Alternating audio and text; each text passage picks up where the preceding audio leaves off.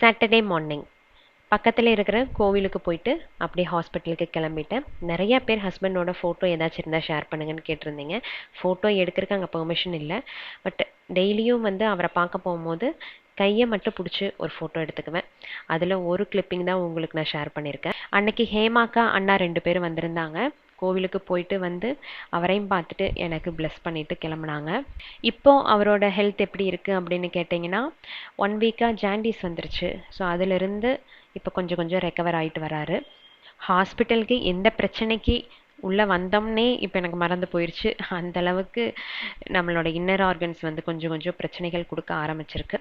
அது அப்படி தான், நார்மலாக இருக்கிற பேஷண்ட்ஸ்க்கே வந்து ஏதோ ஒரு ப்ராப்ளம் வந்துட்டே இருக்கும். இது எக்மோல் இருக்கங்காட்டி நமக்கு சொல்லிக்கவே வேண்டாம்.